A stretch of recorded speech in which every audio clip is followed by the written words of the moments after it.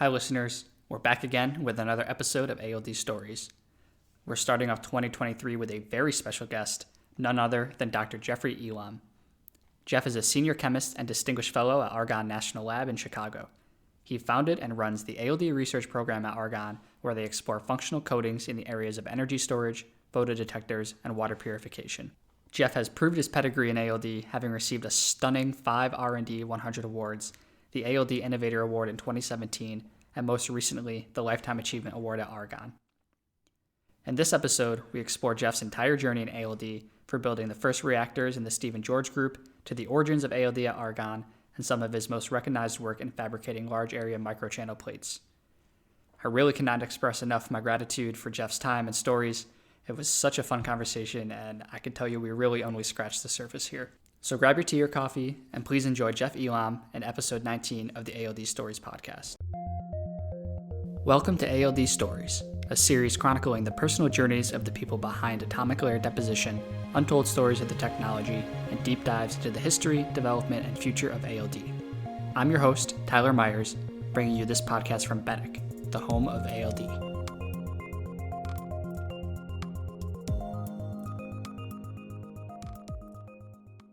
Hey everybody, welcome to another episode of the ALD Stories podcast. I'm here with Dr. Jeffrey Elam from Argonne National Lab. Jeff, thank you so much for being here with me today. It is really quite an honor for me to have you featured on this. You're actually going to be our first episode of 2023, so really welcome to the podcast.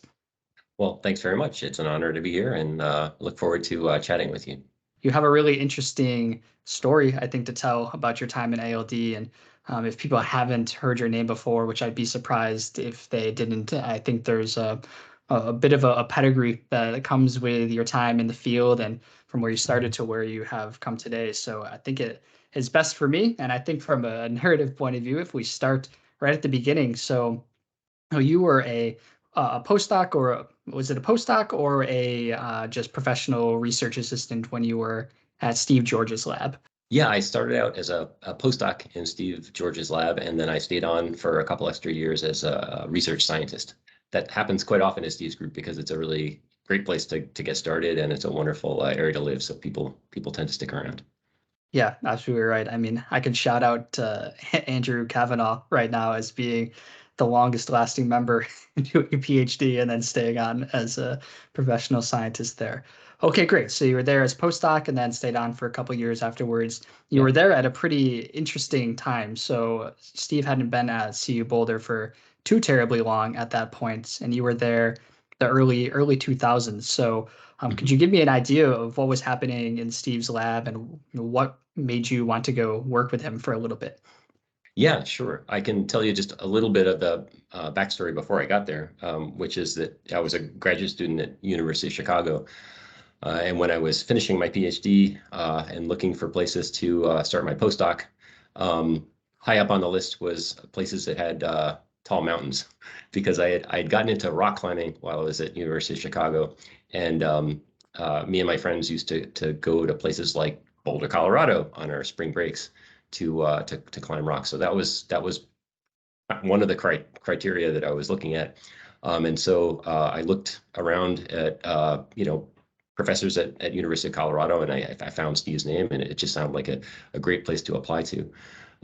Yeah, and so when I started out as a postdoc, I was not doing atomic layer deposition. I was working on ultra high vacuum surface science, looking at the single crystal alpha aluminum oxide. It was a project related to the atmospheric effects of rocket exhaust from the space shuttle. At that time, about half the group was doing UHV surface science for various applications, and then there were maybe half the group, or even less than half, was working on surface chemistry for atomic layer deposition.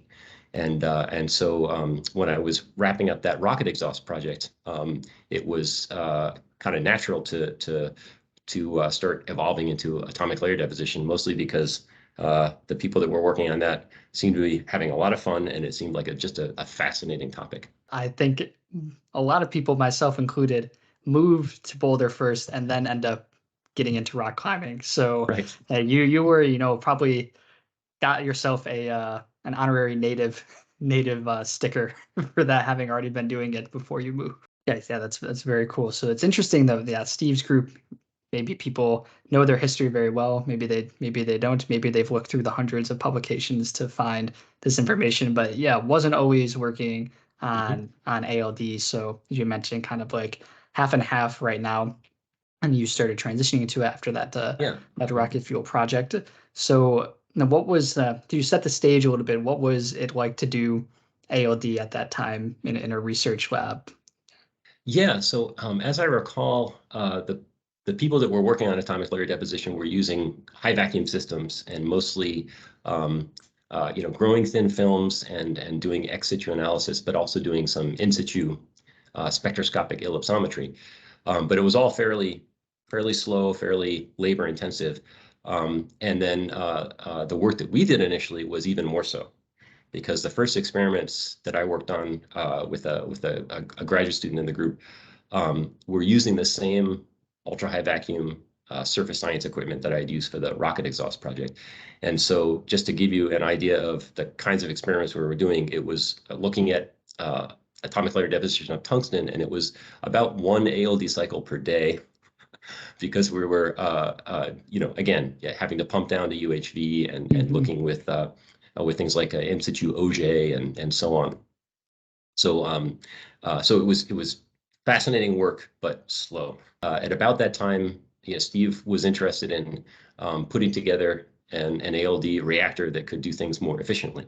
And so I then built in his group, I think, what was the first flow reactor, tubular flow reactor, Cool. and was just able to make more progress using that system, just because you can grow films more quickly. That's incredible. A cycle per day. And people will say, ALD is slow by today's standards. So that's really interesting, though. I have to think back to a conversation I just had with Parag Banerjee from University of Central Florida. We were talking about his time at Micron in the early 2000s when he was a process engineer, and how they were repurposing like CVD equipment to do ALD at the time. So, even on the laboratory scale, it's like, okay, we're going to repurpose some equipment we have lying around until we, kind of have the know-how and something better to actually do the experiments of how we see it today. So, how did that progress go, or that process go of building a flow tube reactor? Did you have an idea in your head how it was going to go? Did you come up against any challenges? I mean, today, and like when I was in Steve's lab, building a flow tube reactor was the most straightforward thing that we could do. It was a training exercise at that point. So, how did that go for you? Yeah, I mean, so as you know, the types of systems that are often used in Steve's group and the type of system I put together is not elaborate. It's fairly straightforward. Um, we ended up using solenoid valves for the precursors, because that was what people use in the group for dosing chemicals. Not terribly clean, and so we're sort of prone to failure. But nevertheless, it got the job done, and made, of course, with a lot of sort of off-the-shelf equipment, UHV type equipment with copper gaskets and so on bolted together. The thing which took maybe a little bit of thought was the precursor dosing, just because instead of using just a simple valve to pulse in the precursor, we ended up making an arrangement that had some qualities similar to the inert gas valve used by like the F-120 and so on in the Finnish systems. And then also using an in situ quartz microbalance.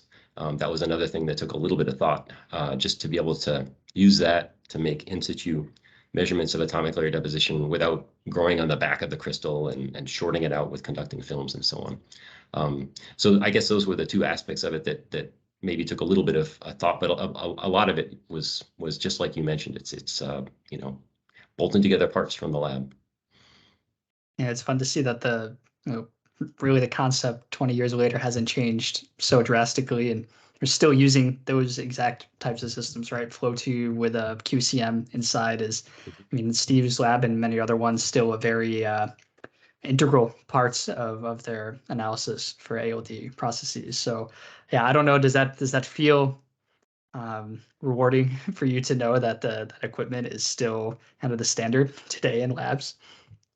Well, I mean, yeah, it makes sense if it's simple and it works. So there's no reason to change what's already working. But of course, things have progressed tremendously in lots of directions as far as things like spatial ALD and fluidized bed ALD and so on. So things have come a long way in kind of other dimensions. But yeah, it's just the fact that the sort of tried and true trusty tubular flow reactor is able to still contribute to our knowledge is great.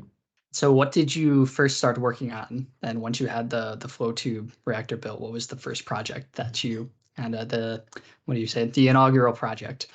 Yeah, so I think one of the first projects was actually mixing aluminum oxide and zinc oxide in various ways, but with the primary objective of trying to make films where you could vary the resistance, the electrical resistance.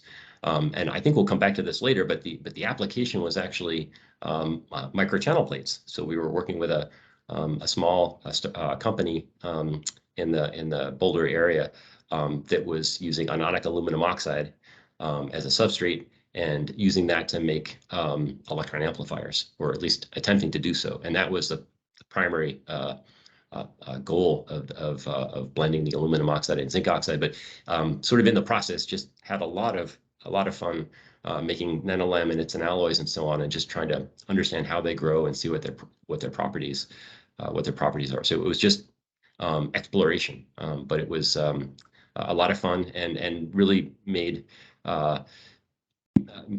more efficient by using a flow reactor and using in situ QCM measurements.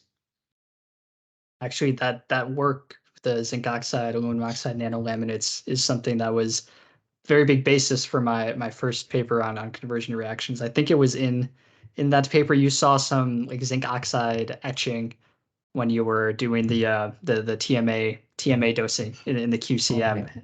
Yeah, and this was we wrote a perspective paper on conversion of metal oxides with TMA, and that was definitely one of the big inspirations, and that was also part of the etching mechanism now for how we actually do ALE with zinc oxide as well. So Well, that's absolutely right. It's amazing how maybe not amazing, maybe it's understandable, but back at that time, to me anyway, the concept that you could pulse a chemical and remove material from a film was just had never occurred to me.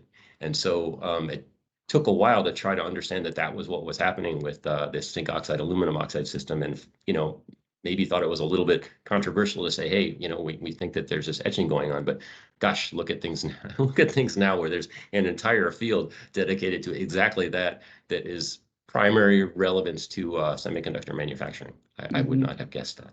But yeah, we will loop back around to the resistive films. We do definitely have a topic about the microchannel plates later on, which it's interesting to hear that there was motivation for this even long before you were doing this at Argonne. So nice thread to tie back to there. Great. So you were doing some nanolaminate stuff, zinc oxide, aluminum oxide. I'm sure at the time, yeah, very exploratory, but also we had a lot to figure out then. So what was next then? Was that still during the postdoc times? Was that now you were professional scientist with Steve? Yeah, I think that the professional scientist position started at around the same time as the flow reactor studies, as I recall. And so, yeah, so there were the experiments that we just mentioned. There were some other ones related to in situ resistance measurements that were fun and interesting. Some initial work looking at titanium nitride ALD, and also the electrical properties of ALD aluminum oxide. Those were relatively unexplored, but this was about the time that high K gate dielectrics were very important, and so aluminum oxide was a good exemplar for that. And then also looking at low temperature ALD, low temperature aluminum oxide ALD. So those are some of the studies that we did using that initial flow reactor system when I was at Boulder. maybe I can start to fast forward a little bit here, but Hmm. you're at the Argonne National Lab now doing a lot of ALD among Hmm. many other topics. But I would presume that your time in the Georgia lab really, I would say, motivated or inspired you to continue working in the field, or maybe it didn't. So then that is my question. When you're now leaving Steve's lab and looking for new positions, in your head, are you know, consciously deciding I'm going to continue doing ALD? Were you looking to do something else? Was this, in your interview presentations, was this the core of what you were planning to pursue? Yeah, well, that was really my hope, because it was I was very interested in it, very enjoyable to work in atomic layer deposition. So my hope was that I could continue in that. Um, and when yeah, so I moved back to the Chicago area. I remember I'd gone to grad school at the University of Chicago, moved back to the Chicago area to start a family, and was looking for job opportunities.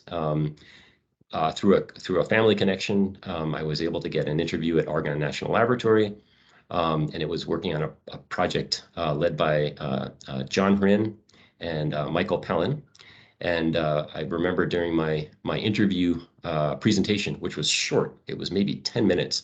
I showed slides from the ALD, zinc oxide, aluminum oxide work, the nanolaments and the alloys, and uh, I believe it was Mike Pellin in the audience. I don't remember if he asked any questions, but I think a light bulb went off in his head because um, as soon as I started at Argonne, he sent me an email and said, "Jeff, we should meet. I have some ideas." And it turned out that he had lots of ideas about how we could use ALD. Remember, this was about 20 years ago, and so it was still relatively new, at least I would say in the U.S. Um, and so I was hired to work on diamond thin films. That was the that was what my primary project was. But I was able to on the side uh, set up an ALD system, an improvement on the flow reactor in Steve's lab, but very similar in many ways. Um, and along with Mike Pellin's help, we wrote what's called an LDRD. This is an internal proposal for seed funding that was awarded, and that provided the funding to kind of get things off the ground to start those initial studies. Yeah, I have that's amazing. So you had a internal champion there for ALD already. It's like, okay, just Yes. waiting. I hope that somebody comes Yeah. through asking about ALD.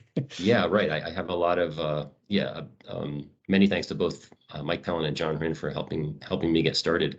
And I would say one of the great things about Argonne um, is that there is a huge diverse range of science going on. Things that I had no experience with or just had never even contemplated would benefit from ALD thin film coatings, but was able to meet people that were in high energy physics, particle physics, people doing catalysis, and so on, that had great ideas about what could be done with thin film coatings, and so that was a way to build a network, and also kind of get a foothold in different application areas. So with this LD, the LDRD Yeah. for Mhm. this internal proposal that you and Mike put together for uh, you know the ALD, the research group essentially. What was the initial idea behind it? What were you proposing? Did you have some projects in mind at the time? Like what were the, I guess, check boxes you needed to fill in order to get that funding? Yeah, sure. The goal of the project was to make high temperature superconductors by ALD, and in particular, this yttrium barium copper oxide YBCO, which was a high temperature superconductor that was receiving a lot of attention at the time. And the idea was to make those films by ALD and then make essentially long wires by filling a tube with these conformal ALD YBCO coatings. I have to say we were not very successful. We made films containing all those elements, but they didn't superconduct. But what was really great about it was that it was a way to, build this piece of equipment, and get some experience with these different materials. And it was a way to just bootstrap a research program. So although we didn't succeed in our primary objective, we did succeed in getting an ALD system and a lot of projects that would utilize that system. Then how did the growth of the program progress from there? So you start with two guys who have a lot of ambition and Yeah. put in this internal proposal. So then where do Yeah. things go from there? Do you just start recruiting? Do you do outside funding now? How does the progress go from there? Initially it was doing a lot of collaborative work. So, people that had a need for coatings, and ideas about how they could be used, working with those people to come up with new ways to put down thin films and so on. But I would say some of the initial funding came from projects in catalysis. So there were, both at Argonne National Laboratory and also at Northwestern University and Purdue, there were people who had been working in catalysis for a long time. By collaborating with them, we were able to get some initial results to write some proposals to make heterogeneous catalysts by atomic layer deposition, and that actually continued for many years. We did, I guess, some of the a lot of the work that we did was for an Energy Frontier Research Center, an EFRC, called IACT, Institute for Atom Efficient Chemical Transformations. And so this was a DOE-funded research center in catalysis, where a lot of the catalyst synthesis was done by atomic layer deposition. Anyway, so that was, yeah, so a lot of the initial funding was for catalysis. And using that funding, I was able to hire my first postdoc. When some additional funding came in, I was able to hire some staff members, and that's kind of how the group got off the ground.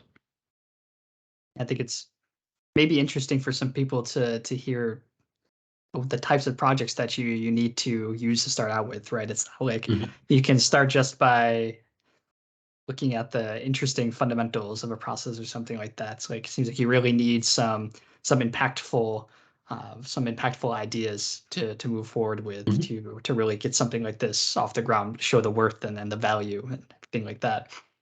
Yeah, and I think Argonne was an ideal place to have that happen. Because like I said, there's just a lot of it. It's a very collaborative organization, and it's also just a diverse set of applications and ideas. And just the opportunity to work with those people and collaborate was, I think, what helped the ALD program be successful. And this was at a time, remember, again, 20 years ago, when I don't believe that there were low cost ALD systems that you could just buy off the shelf. You had to put them together, and not a lot of people had them. And so that also provided a good opportunity for us, because we were in demand from anyone that wanted aluminum oxide, for instance. Yeah, I'm sure the equipment's not there, the precursors aren't there, everything is expensive and scarce. So yeah, that's so nice though to hear that you have a lab that is very supportive and collaborative, and it's doesn't seem like there is anybody kind of rooting against you, who really wants everything to work out for the best. Did you feel ready to take on a role like this? Were you prepared when you were kind of interviewing with Argonne that you might be heading some research program? Yeah, I mean, I think that was what I had in mind. I wanted to build a group and lead a research team, because I saw that it's a way to get more done, if you're not doing everything yourself. Of course, in the beginning, I was doing everything myself, but once I was able to get a postdoc and some other staff members, then other people could be contributing their hands to the experimental work. So yeah, that was my idea. My goal was to start a research team and just continue in new applications for ALD. Did you feel like you faced any challenges in stepping into a kind of managerial position from where you were working with Steve, for instance? Oh yeah. I mean, you know, it's some of the most important skills that you need to succeed as a professional researcher are just not taught. in college, right? So yeah, writing proposals, managing budgets, directing people, things like that. Just kind of had to learn on the fly. But I guess that's the way everyone does it. I guess nowadays there maybe are maybe a little more attention paid to trying to teach people these skills to put them in a better position. But no, just had to figure it out on the fly. So where does the research program stand now? So 20 years ago, again, it was you and Mike, two guys that were starting it off with an internal proposal. How many people are working for the program now? What areas is the research program working in? Yeah, the group has remained at about 10 people for the last decade, I would say. Not the same 10 people, but that's about the size of the group. So, we have there are two other staff members in the group in addition to myself. We have several postdocs, graduate students, and we have another what's called an STA, a person who is semi-retired but is still doing research work. Anyway, so that's sort of the mix. In terms of the research topics, sort of our portfolio now includes a couple of projects related to energy storage. So lithium-ion batteries in particular, and using atomic layer deposition to put coatings on either cathode materials or the precursors for cathode materials to make them cycle longer. We also have some projects related to water treatment, essentially. So again, putting ALD coatings on polymer membranes to try to impart anti-fouling properties to them so that they can do filtration without getting clogged, essentially. But then a new project which is starting with a collaborator at University of Illinois Chicago, making electrocatalysts that will do conversion and also electro decomposition of pollutants in water. So a couple of projects in that area, and then some. A lot of the projects that we're doing are using a variant of atomic layer deposition that we call sequential infiltration synthesis (SIS). It's essentially a process by which you can infuse organic polymer materials with inorganic species to change their properties. So that's been something we've done quite a bit of for various applications. And I think people will be happy to hear that a lot of the work that you're doing is quite, I think, topical in today's age, and for sure, if successful, has very real world implications. Has that kind of been always a theme through the work that's gone on at Argonne? Yeah, very much so. I think a lot of that has to do with the source of the funding. A fair amount of our funding comes from Department of Energy, and they're very interested in things like energy efficiency and energy storage, new sources of renewable energy, and so on. And then also energy water nexus. So trying to improve water quality and the energy efficiency of water treatment and things like that. So yeah, so a lot of the applications that we're pursuing, have environmental benefit, and so that's a very gratifying aspect of the work that we do. Yeah, so one project that we worked on that people might have heard of is this oleo sponge. It's this essentially using ALD-like treatment of polyurethane foam. This is seat cushion foam. So you do an ALD treatment that makes it oleophilic, so absorb oil, and also hydrophobic, repel water. And basically then this oleo sponge, you can then it can be used to remove crude oil from seawater. And so that's just one example of using ALD for environmental cleanup. Yeah, a couple of other application areas that I also should mention are we have some work in atomic layer etching, in particular looking at 2D materials. So we've done work in ALE of molybdenum disulfide, and then a whole sort of set of projects related to detectors. And this kind of refers back to that work that I mentioned where we did some very preliminary stuff at University of Colorado, but making microchannel plate electron amplifiers using ALD thin film coatings. Yeah, that's a great segue then for us to have the conversation about the microchannel plates. So yeah, at the time, actually before walking into this recording, I'm not sure that I had realized that the zinc oxide, aluminum oxide nanolaminate work was for tunable resistant coatings and in pursuits of the microchannel plate coatings and fabrication in general. So that's really interesting that there's a thread back to University of Colorado. But between then and when you have got the patents for the microchannel plate fabrication, there were some years in between there. So, what kind of happened with this work? Was this then just an inspiration for you when you went to Argonne? Did you collaborate with University of Colorado on this once you were working on this in Chicago? Yeah, we actually did collaborate with, I think we did collaborate with the University of Colorado. Let me think. I remember going back to Steve's group to make some coatings. I think actually, no, I think that was maybe related to catalysis and not to microchannel plates. So yeah, so there were some years at Argonne when we were working on, catalysis and other projects not related to microchannel plates. But the way that this came back was that there was a professor, Henry Frisch from University of Chicago, in high energy physics, who had some ideas about how to make large area photodetectors. So think about tiling the inside of an underground cave with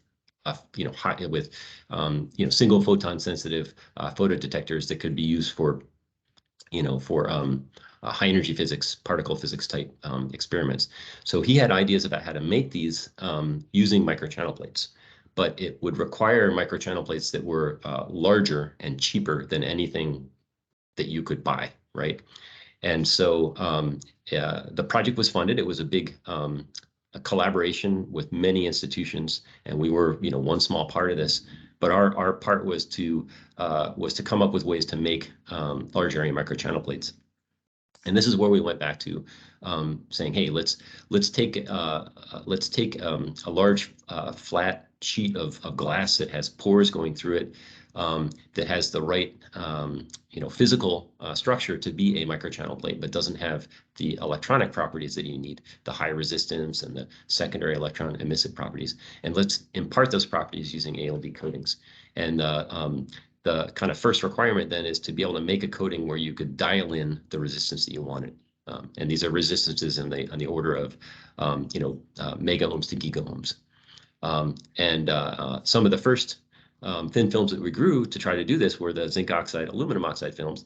And for sure, you can make these tunable resistance coatings, but it turns out that they were very bad for microchannel plates, especially for large area ones. And one of the reasons why is it was hard to control the resistance, especially over large areas. And the reason why is because of this etching. So it was just really interesting that this interesting phenomenon that we had discovered a long time ago kind of came back to bite us. So it made it that this non-ALD process was interfering with trying to get the kind of thickness and composition control that we needed. So we then moved on to other materials, tried a bunch of different combinations, but what we ended up settling on was mixtures of tungsten and aluminum oxide. There were other combinations as well, similar to that, but if you blend these, you end up with a nano composite, essentially, small and nanometer-sized conducting grains in a amorphous dielectric matrix. This worked great. We could produce these over very large areas inside of these porous substrates. And it was very reproducible and had all the right properties to make microchannel plates, and the microchannel plates functioned well. There are many requirements for these to be eventually incorporated into sealed photodetectors. So there are a lot of materials that looked promising in the beginning ended up having to be abandoned, but this tungsten aluminum oxide mixture was the best. Yeah, this is really interesting. Well, what was the the issue with fabricating these larger area MCPs Mhm. that ALD kind of solved. Yeah. So traditionally, for the last, I don't know, 50 plus years, microchannel plates have been made with lead oxide glass. So there are a couple of reasons for that. It's lead oxide glass, and the glass also contains a lot of alkaline metals. Um, the alkaline metals allow it to be formed, so drawn into long fibers essentially, and then uh, uh, essentially assembled together and drawn again. So it's a fiber optic type process that has been used to make these microchannel plates, and it relies on the subsequent etching of one of the components of the glass. So it's this etchability that is why the alkalis are needed. So it's etched and you make this porous structure. And then what you do is you heat it up in hydrogen. You hydrogen fire it, and that converts some of the lead oxide to a reduced form of lead that is conducting, or at least semiconducting. And that's how you get the high resistance and also the secondary electron emissive properties. So this has worked great for many years to make these high quality devices. But there's a couple problems. One is that they are very brittle. They're sort of hygroscopic, but also brittle, and so it's hard to avoid breaking them when you're handling them, and that's one of the reasons that they couldn't be made in very large sizes. So you could make them this big, but if you try to make them larger, then they couldn't be handled. And then the other issue was just that you can't independently control the resistance and the secondary electron emissive properties, because both of those properties are imparted when you do this hydrogen firing. So what does atomic layer deposition do for you? Well, the first is because you have this broad materials palette that you can choose from, you can independently put down a resistive material and then a secondary electron emissive material that might be a different material, because and therefore you can tune those properties independently. And the other is that you're then free to choose any kind of glass that you want, or any kind of substrate that you want for that matter, because you don't have to have the lead, you don't have to have the alkalis, and so on. And so is a long story, but another collaborator in this large area photodetector project was a company, Income, in Massachusetts, that specialized in making microstructured glass. And so they were able to make essentially these templates that looked just like a microchannel plate, except they were made out of borosilicate glass, which is very strong, doesn't have these alkalis, doesn't have the lead, and then we could put the coatings on that. So that was, I think, the key discovery, I guess, was combining this very this very strong glass with the ALD coatings to make microchannel plates. That's so cool. I think this is not maybe one of the like obvious applications that people have used ALD for in the past, but it is really is tailor made for it. I mean, think about a microchannel plate. Yeah, I mean it's just something with some high aspect ratio pores in it. That how else are you going to get a nice uniform coating with uniform properties on it? ALD is the way to do it. Yeah, absolutely. I mean, I think if you're a thin film ALD person like you and I, then it would be obvious. But I think for other people, I think especially that have been making MCPs by the conventional way, it probably would not have occurred to them. At my next kind of line of curiosity is how or what you use to do the actual coding. So these are large area pieces. I presume you weren't just throwing them into a flow tube to do ALD. Yes. So a lot of the development work was done on small parts, just because they're cheaper and easier to make, and so on. So those, if it's a just an inch or so in diameter, then you can for sure coat them in the ALD flow tube, just like anything else, and that's easy to do. But then when we were scaling up to coat the larger parts, the ultimate device size was going to be uh, uh, an 8-inch by 8-inch square. And so we tried a lot of different configurations. Um, And these included essentially a large chamber or box that you could attach to our ALD flow reactor in place of the small tube that would accommodate this larger substrate. It turned out to be really hard to get the coatings uniform, both through the pores and also across this 8-inch plate.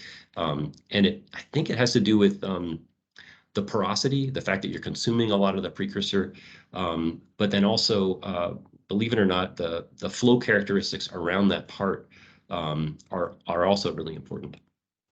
I would not have predicted this, but it turned out to be quite challenging, even with these tungsten aluminum oxide, which works so well. It turned out to be quite challenging to get uniform coatings, and what we ended up doing was using essentially like a dual shower head configuration. So you've got you've got your 8-inch by 8-inch microchannel plate, and on top and bottom you've got a shower head, because the idea is you want to bring the precursor uniform flux down across the surface, but you also want to maintain a uniform flow. So if you just have a single exhaust port, what tends to happen is the flow will go around it. But if you put a second shower head below it, you can keep it essentially perpendicular to the part, and that's what ended up giving the uniform microchannel plates, and that same strategy is being used today to manufacture them. Wow. So you were using a shower head as like the exhaust port, essentially. You were exhausting Yes, through a that's right. shower head. Yeah. Yeah, that's super cool. Yeah, and it turned out we really needed both of them to get these uniform coatings. Another little little nugget of information is that we also had to surround the part we wanted to coat with sort of sacrificial or scrap microchannel plate pieces of the same material with the same porosity and so on, same porosity surface area and so on. And that was also a necessary step that we had to take to get uniform coatings. Yeah, I think there's a million ways to skin the cat, right? You have to find some some solution to it. Yeah, right. I think an interesting thing about this project too is this was, okay, if I'm getting my years correct, this was the second R&D 100 award that you got was for the fabrication of these microchannel plates. So I would love to hear, how did it feel to get a second one? I'm sure the first one that you got was an amazing achievement and you felt very proud. When you get the second one, how does that feel? It reminds me of um, Pixar a little bit. Pixar was, making amazing films. They made one that was a blockbuster, and nobody thought they could do better. And then they one up themselves, and they continued to do that. So that's how I kind of see your research career a little bit. So yeah, I'd love to hear how you felt getting that second one. Yeah, so the first R&D 100 award that I was involved with was for these diamond films that I first started out working on at Argonne, these ultra nano crystalline diamond UNCD, and that R&D 100 award was for a project that I participated in, but I did not lead. So it was gratifying, and it was great to be part of that team, but it was someone else's ideas. In contrast to that, for this large area microchannel plate, that was one that I was much more directly involved with. Again, it was a team. It was the recipients included Argonne, some people from Incom, the company that manufactures the glass, and then some scientists from University of California, Berkeley, that did a lot of the testing and characterization. And so that was more gratifying in the sense that I felt a lot more like I had done a significant part of that work. Yeah. Yeah, that's really, really wonderful. And I have to now, give a congratulations due for all of the accolades that you have received over your career. Many people, I'm sure, know that in 2017 you received the ALD Innovator Award, and in 2019 the Lifetime Achievement Award at Argonne. So congratulations on all of those. You really Thanks. have been an absolute inspiration for people in ALD. So it's really my honor that I get to speak with you today, Jeff. Well, it's great talking to you as well. And I have to say the ALD Innovator Award, that was a real surprise. I'm happy to receive it, but there are just so many people that are doing fantastic work in atomic layer deposition. Also very worthy recipients as well. I think that I've covered, or we have covered many topics today, a lot of interesting ones. I really find your journey in this field to be quite fascinating. I hope that our listeners do too. But of course, it's not the end, and ALD continues to grow as a field and grow as a community. So I'd love to hear what you're excited for to see in ALD in the next 5-10 years. Yeah, so the field continues to expand, and new applications are discovered, and so it still remains very exciting to be a part of this. My hope is that in the not too near future, we start seeing lithium-ion batteries that are manufactured with ALD thin film coatings, manufactured and on a large scale, right? Because there's been just a lot of work throughout the world. We've done a fair amount of work, but a lot of work throughout the world to try to make this happen. And it seems to me like it's pretty close. So that would be, that would just be very exciting to see. And in some of the other areas that we're working right now, I think that there's the possibility for commercialization. So I would say that ALD coatings for water treatment is another area where there could be an enormous impact. Any application where you can put down a nanometer or less on a substrate, especially one that is either porous or thermally sensitive, is one where ALD I think has a great chance of being the technology that ends up being commercialized. So those are two examples where I think it really has a fighting chance. And then anyway, those are some of the areas that I think I'm keeping my eye on. I think there are so many that we see now and so many still to come. It's really incredible how it's gone from originally this well, it was the display technology, and then like really big for semiconductors, and I think that's what most people probably associate it with now, but there are just a myriad of other applications and more coming every year where, oh wow, a thin layer of material can boost everything about this. Yeah. And I should mention, we spent a long time talking about microchannel plates. That story is not over. We're still continuing to do a lot of exciting work in that area. There are other aspects of it that we're trying to get to work better. And so I hope that we can continue to innovate in ALD for microchannel plates as well. Well, Jeff, this was really, really a lot of fun. I really had such a nice time talking to you, and there's this thread of being in the George group at different times, of course, but I think it's always kind of feels like coming home when you get to talk to somebody that spent many years in the same lab that you did. And for me, having worked in there almost 15 years or so later, and hearing where the work went from to where I was, and the equipment where it started to where I was. Yeah, this has been really quite a great time for me. So thank you so much for joining me, Jeff, and thank you so much for your time. It's really been a pleasure. Well, you're very welcome, and it's been a pleasure speaking with you as well, Tyler. Thanks for giving me the opportunity. Thanks for listening to ALD Stories with Benek. To stay updated on new episodes each month, please follow us on Spotify, Apple Podcasts, or Google Podcasts. We hope you enjoyed the show. I hope to see you again in the next one.